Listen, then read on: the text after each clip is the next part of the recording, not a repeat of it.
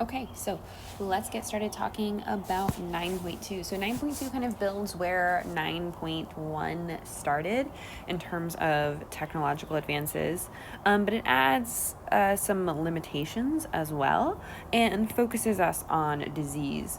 So here's kind of the must-know concepts boiled down to their most essential. So first, disease. It's a big deal. In fact, disease through time, Disease in History has its own crash course. It's Crash Course 203, I think, in which you can watch John Green talk about the impact of disease on time. He spends an extra special amount of time on the plague. So if that's something that you're interested in, I definitely recommend it. So here are kind of the ways that this breaks down.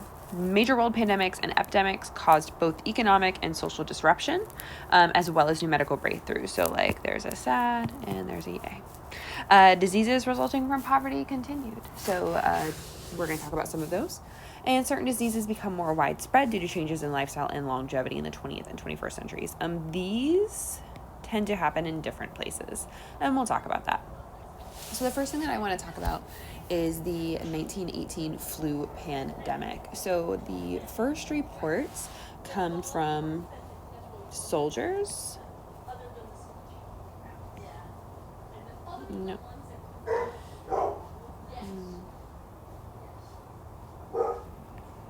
Okay. We're having some technical difficulties here. Soldiers in Europe, and it seemed as though it was kind of taking the typical path of a flu. You were pretty sick for 3 to 5 days, and then you got out of it. Then it seemed to jump to civilians, and it was still relatively mild. Like most flus, it faded away in summer, but then in August, it seems to have mutated. And we get one of the first reports of that happening in Boston, in Freetown, Sierra Leone, and in Brest, in France.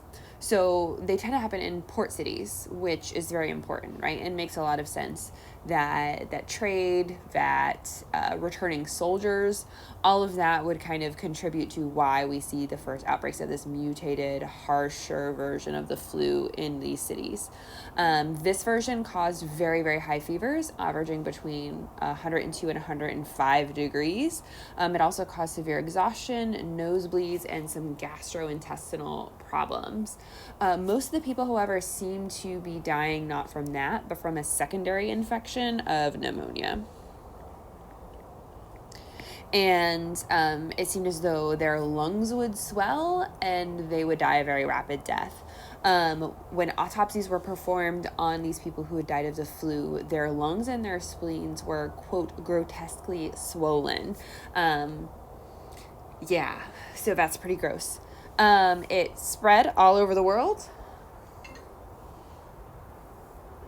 And just a second. And seemed to fade out by 1919. So what is the problem with this? Why was it so impactful? So firstly, public health agencies could not keep up. They could not handle all of the sickness we see, hospitals being completely overrun, people having to make temporary hospitals, and it gets to the point where 30 to 50 million people worldwide die of this flu. So why was it so bad? So most people chalk this up to the war, the fact that it would have followed the troops, that soldiers brought it with them when they came home, that soldiers in camps and trenches are in very close quarters. And then when it went back to civilians, that all of the medical personnel was away at the war. So there really weren't doctors back at home for people.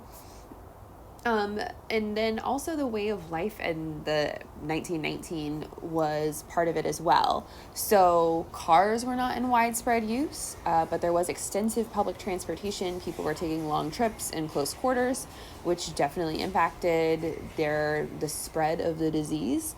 Leisure activities had crowds like movie theaters and dance halls. All of those things put people in close quarters together. So a lot of communities, kind of like now, did shut all of these things down. They shut down schools and universities.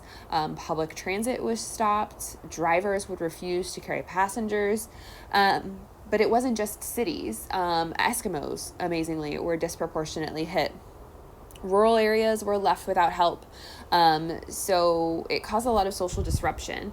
Economic and socially, public services and city services all shut down. There weren't people who were healthy enough to do all of the work, like collect the garbage or run the telegraph wires.